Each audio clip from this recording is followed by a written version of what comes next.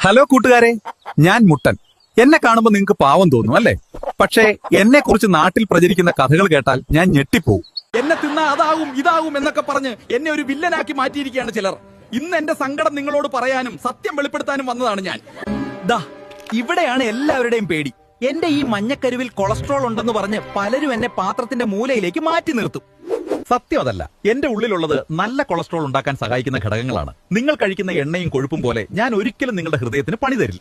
പിന്നെ ചിലർക്ക് നിറം വലിയ പ്രശ്നമാണ്. വെളുത്ത മുട്ടയ്ക്ക് ഗുണമില്ല, നാടൻ മുട്ടയ്ക്കാണ് ഗുണമെന്ന്.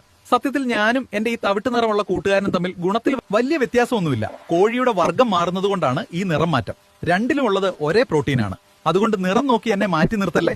ചൂടുകാലത്ത് എന്നെ കഴിച്ചാൽ വയറിന് ചൂടാവുന്ന കരുതി പലരും എന്നെ പേടിക്കാറുണ്ട്. സത്യത്തിൽ നന്നായി വെള്ളം കുടിക്കുന്നുണ്ടെങ്കിൽ വേനലിലും ഞാൻ നിങ്ങൾക്ക് നല്ല എനർജി തരുന്ന കൂട്ടുകാരനാണ്. അതുകൊണ്ട് എന്നെ പേടിക്കാതെ കഴിച്ചോളൂ. എണ്ണയിൽ വറുക്കുന്നതിനേക്കാൾ പുഴുങ്ങി കഴിക്കുന്നതാണ് നമുക്ക് രണ്ടുപേർക്കും നല്ലത്. ഈ അറിവ് മറ്റുള്ളവർക്കും ഷെയർ ചെയ്യണേ.